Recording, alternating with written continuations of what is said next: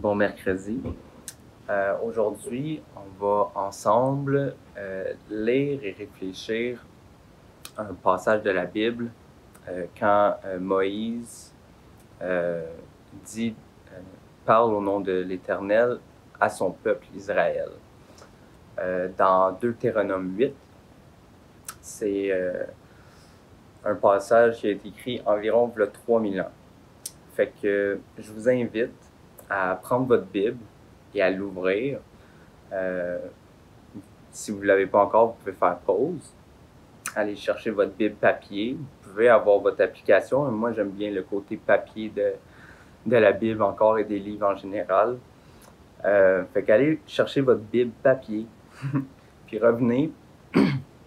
Inquiétez-vous pas. Si vous pesez sur pause, moi, je vais vous attendre aussi longtemps que vous êtes prêts. Fait que voilà, on peut ouvrir notre Bible à Deutéronome 8. Moi, je vais lire dans la version du Sommeur. Avant qu'on commence, comme je dit au tout début, ça fait 3000 ans que ces textes-là qu'on va lire ont été écrits. Puis c'est des paroles que Dieu, l'Éternel, a écrites et dites. Puis je trouve ça assez fou que ces paroles-là aient encore un impact, une puissance, une utilité réelle et concrète dans nos vies, encore aujourd'hui, en 2020. C'est comme le passage qui dit dans la pluie tombe sur la terre puis elle a toujours comme une répercussion avant de revenir au ciel. Ça, c'est la parole de l'Éternel. Elle est utile, elle est puissante. Encore aujourd'hui, même si ces paroles-là qu'on va lire ensemble, ça fait 2000 ans, 3000 ans qui ont été dites. Fait que dans Deutéronome 8, je ne vais pas lire systématiquement tout le texte. Je vais passer au travers comme les bouts que je veux faire ressortir ensemble, juste pour respecter le bref temps qu'on a ensemble. Alors, on va commencer. Le texte, dans le fond, c'est juste avant que Israël rentre dans la terre promise. Fait que ça fait 40 ans qu'ils ont été dans le désert avant ça. Alors, je lis comme suit le texte qu'on va lire ensemble et réfléchir après. N'oublie jamais tout le chemin que l'Éternel, ton Dieu, t'a fait parcourir pendant ces 40 ans dans le désert, afin de te faire connaître la pauvreté pour t'éprouver. Il a agi ainsi pour découvrir tes véritables dispositions intérieures et savoir si tu allais ou non obéir à ses commandements. Oui, il t'a fait connaître la pauvreté et la faim, et il t'a nourri. De cette manière, il voulait t'apprendre que l'homme ne vit pas seulement de pain, mais aussi de toute parole prononcée par l'Éternel. Ainsi, en y réfléchissant, tu reconnaîtras que l'Éternel, ton Dieu, fait ton éducation comme un père éduque son enfant. Obéis donc à ses commandements, marche sur les chemins qu'il te prescrit, et ainsi crains-le. Garde-toi d'oublier l'Éternel, ton Dieu, et de négliger d'obéir à ses commandements, à ses ordonnances et à ses lois que je te donne aujourd'hui. Si tu manges à satiété, si tu te construis de belles maisons et que tu y habites, si ton gros et ton petit bétail se multiplient, si ton argent et ton or s'accumulent, si tous tes biens s'accroissent, prends garde de ne pas céder à l'orgueil et d'oublier l'Éternel ton Dieu qui t'a fait sortir d'Égypte, du pays où tu étais esclave. Dans ce désert, il t'a nourri en te donnant une manne que tes ancêtres ne reconnaissaient pas. Il a fait tout cela afin de te faire connaître la pauvreté et de te mettre à l'épreuve, pour ensuite te faire du bien.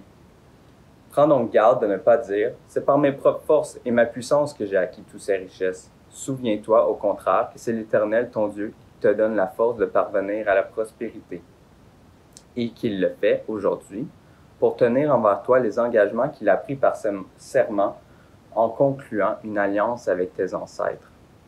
Mais si vous en venez à oublier l'Éternel, votre Dieu, et à rendre un culte à d'autres dieux, à les servir et à vous prosterner devant eux, je vous avertis aujourd'hui que vous périrez totalement.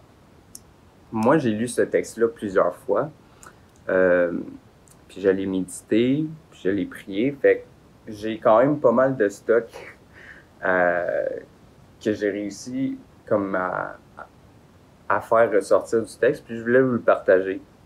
Puis en général, moi, j'aime beaucoup ça, les discussions, j'aime moins les monologues, mais COVID oblige, je vais faire un monologue aujourd'hui. Au verset 2, ça commence par « n'oublie pas », « n'oublie jamais » en fait. Puis, ça, c'est très intéressant parce que dans le texte qu'on vient de lire, dans les quelques versets, par 5 fois, il mentionne par différentes manières n'oublie jamais, prends garde d'oublier, prends donc garde, souviens-toi. Pour moi, c'est une emphase claire de Dieu que, en tant qu'humain, on oublie. Puis moi, le premier, on oublie de vivre avec Dieu, de se rappeler de ses commandements. Le matin, je lis ma Bible, je suis concentré, je suis focus, puis mes enfants se réveillent, puis ils crient, puis là, je deviens plus focus. J'oublie rapidement de rester dans la paix de Dieu. Ou je suis au travail, ça va bien, puis je reçois un appel, puis un camion qui est en panne, puis là, le stress, il monte d'un coup, puis je ressens plus, ou comme je vis plus ma vie avec Dieu. Les problèmes de la vie font qu'on oublie souvent Dieu, du moins pour moi. Fait qu'on oublie vite par plein de moyens, différentes circonstances. C'est ça. Fait que ce texte-là, c'est un rappel pour nous ce matin de revenir vers Dieu, de se refocuser vers Dieu constamment. Au verset 3, et 2 et 3, dans le fond, la raison de l'épreuve, la raison du désert est expliquée. C'est pour nous éprouver puis connaître nos véritables dispositions intérieures. Ce qui est vraiment intéressant parce que on a souvent la mentalité que l'épreuve, la pauvreté, c'est un mal en soi. Mais de la manière que c'est écrit, puis de la manière que je le comprends, ça semble être utile à nous tourner vers Dieu, à réaliser qu'on a besoin de lui. Dans le fond, tu sais, plus loin, ça dit de réaliser que l'homme ne vit pas de pain seulement, mais aussi de toute parole de l'Éternel. Fait que l'épreuve a une utilité pour notre sanctification, pour notre processus à devenir de plus en plus à l'image de Dieu, selon son cœur, selon la manière que lui réfléchit, que lui agit. Dans le verset 5, on voit aussi que en y réfléchissant, la manière que Dieu travaille au travers de l'épreuve, c'est comme ça qu'un père éduque son enfant. Si on veut que nos enfants deviennent comme nous, il faut les reprendre. Sinon, on a vu qu'est-ce que ça donne. Ça donne des enfants rois. Puis on a besoin de structure, on a besoin de se faire reprendre en tant qu'être humain pour suivre une bonne ligne directrice. Puis Dieu fait la même chose pour nous.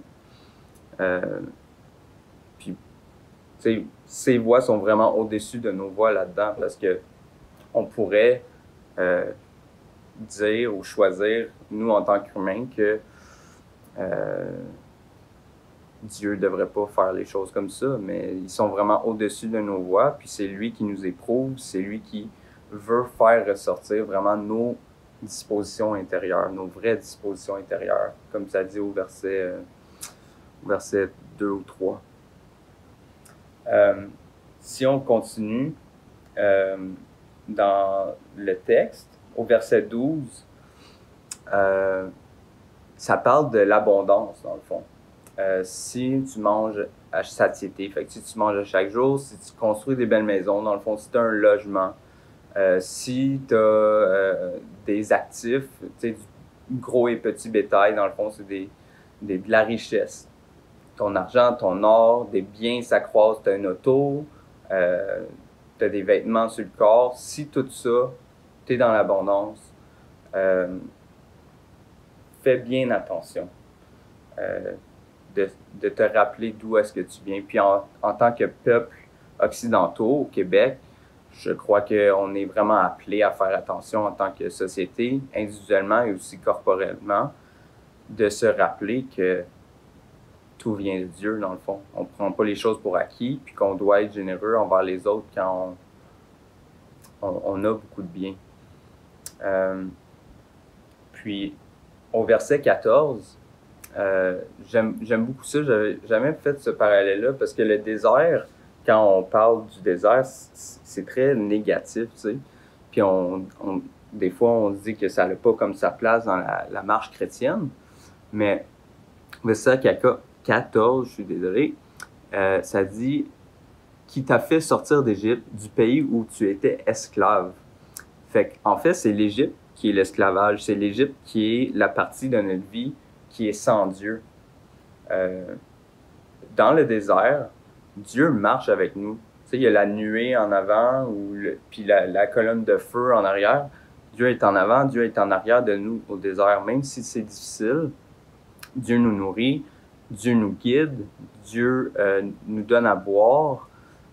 On voit tout ça là, dans ce texte-ci, où est-ce que Dieu prend soin de nous au travers l'épreuve, dans l'épreuve. Ouais. Fait que ça m'a fait du bien, parce que des fois, quand on vit le désert, on se dit qu'on n'est pas avec Dieu. Mais dans le fond, le désert, c'est vécu avec Dieu. Il est très présent dans le désert. En fait, c'est des fois, et même, je crois, souvent, lui qui initie la marche dans le désert, qui nous amène, là. Puis, tu sais, au verset 16, il dit, il t'a fait connaître la pauvreté, il t'a mis à l'épreuve pour ensuite te faire du bien. Tu sais, le but du désert, c'est pas de rester dans le désert, c'est plus d'éprouver tes dispositions intérieures, de te rapprocher de Dieu, que tu deviennes dépendant à Dieu. Puis une fois ça fait, Dieu est là autant dans l'abondance que dans la misère. Puis en fait, il y a un risque dans les deux cas. Dans l'abondance, il faut vraiment faire attention. Tu sais, le verset 17, quand ça dit « Prends donc garde de ne pas dire, c'est par mes propres forces et par ma puissance que j'ai acquis toutes ces richesses. Souviens-toi au contraire que c'est l'Éternel ton Dieu qui t'a donné la force de parvenir à la prospérité. » Les richesses, c'est quoi pour nous? C'est l'influence qu'on peut avoir sur les autres, c'est notre maison, notre travail, nos dons, nos talents. Si on est quelqu'un de talentueux de nature, on peut se dire, hey, c'est moi qui se donne cette force-là, ça m'appartient, mais en fait, tout vient de Dieu. C'est oui, comme ta force physique, mais cette force physique-là, elle t'est donnée par Dieu. Fait qu'il dit, souviens-toi au contraire que c'est l'Éternel ton Dieu qui te donne la force. La force ne vient pas de toi en tant que tel. Dans le verset 18, une remarque que je trouvais vraiment intéressante aussi, justement, il dit, souviens-toi de ça. L'Éternel te fait parvenir à la prospérité. Pourquoi il fait ça? Pour tenir un engagement envers l'alliance qu'il a faite avec nos ancêtres. Je trouve ça intéressant parce que ça dit pas genre parce que tu as été fidèle à l'Éternel, c'est plus parce qu'il a fait une alliance avec tes ancêtres. Fait que Dieu, c'est un Dieu d'alliance, puis c'est un Dieu de l'histoire aussi. Je pense que c'est important pour nous, avec la technologie puis la mentalité où ce que la dernière version est toujours la meilleure, que de mieux respecter nos ancêtres, premièrement nos parents, nos grands-parents, puis aussi juste toute l'histoire de l'Église, puis de Dieu au travers de l'histoire. Il y a une importance à réaliser qu'on provient d'un héritage. Au verset 19, c'est une mise en garde. Il termine par une mise en garde. « Oubliez pas l'Éternel et rendez pas un culte à d'autres dieux. » D'autres dieux aujourd'hui, c'est quoi? Pour moi, d'autres dieux, c'est de l'argent, l'accumulation de biens, des biens de qualité et la quantité. C'est le confort, le divertissement. Les autres gens autour de nous qui ont une influence pour nous, autant séculière que chrétienne. Tu sais, je pensais à ça, puis tu sais, je pensais à de nombreux gens de renommée chrétienne, comme Barth, Bonhoeffer, Calvin, Luther, Mère Teresa, C.S. Lewis, sinon d'autres pasteurs québécois comme Claude Hood ou David Potier. C'est toutes des personnes humaines respectables qui suivent Dieu. Il faut juste faire attention quand même dans la manière qu'on les révère. Ultimement, nos affections doivent être en premier vers Dieu. On doit suivre en premier Dieu. Ça n'enlève rien aux êtres humains, puis aux réflexions, puis aux encouragements qu'on reçoit des autres chrétiens, des autres êtres humains. Mais il ne faut pas que l'être humain devienne un Dieu en soi. Puis la conséquence de suivre d'autres dieux, c'est de périr totalement, ça dit. C'est vraiment un encouragement. Hein? Mais je pense que c'est un encouragement à se tourner vers Dieu, de se rappeler tout ça. Parce que, comme on a dit, par 5 fois dans ce texte-là, ça dit « N'oubliez pas ». Ce mercredi, je vous pose une question à mijoter pour terminer. Où est-ce qu'on met nos affections? Où est-ce qu'on va chercher notre réconfort? Où est-ce que moi, je mets ma sécurité? Qui est-ce qu'on suit? De qui est-ce qu'on est un disciple? Par qui est-ce qu'on se laisse influencer? C'est vers où est-ce qu'on s'en va? Vers qui on regarde? Ça, c'était pas une question, c'était plusieurs questions qui englobent une question plus large de direction. Fait que, ouais, dans le désert, c'est plus difficile, mais Dieu est présent. Il garde nos devants, il garde nos arrières. Puis dans l'abondance, il faut faire attention de ne pas oublier. Fait que, je vais terminer par une courte prière, les amis. Seigneur Jésus, merci parce que tu nous protèges, tu nous gardes, tu es au-devant de nous et en arrière de nous. Merci parce que tu es un Dieu qui est présent dans l'abondance et dans la pauvreté. Un Dieu qui est au-dessus de nos voies. On ne peut pas comprendre la manière que tu agis, mais tu te révèles quand même au travers de ta parole, puis on voit que c'est pour notre bien. C'est pour qu'on soit dépendant à toi au lieu d'être dépendant à des choses créées. Tu veux qu'on soit dépendant du Créateur. Alors, ouais, viens nous bénir, chacun de nous. Viens te révéler à nous, te faire connaître, puis qu'on puisse ensemble te suivre de mieux en mieux. Amen. Soyez bénis, les amis. Ton sang si précieux m'a pardonné.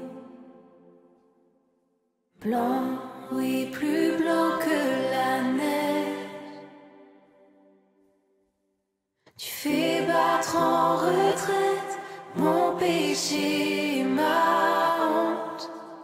Et par cette alliance, tu me restaures. Donc je me lève pour t'adorer. Ma vie épargnée par ta bonté. C'est ton saint nom qui m'a franchi. Grâce à toi, Jésus, mon cœur est pur. Affermis mon cœur dans ta présence. Rends-moi la joie de ton salut. Attire-moi près de toi et sanctifie ma vie. Et ton esprit fait toutes choses nouvelles. Donc je me lève pour t'adorer. Ma vie épargnée par ta bonté. C'est ton saint nom qui m'a franchi. Grâce à toi, Jésus, mon cœur est pur. Donc je me lève pour t'adorer.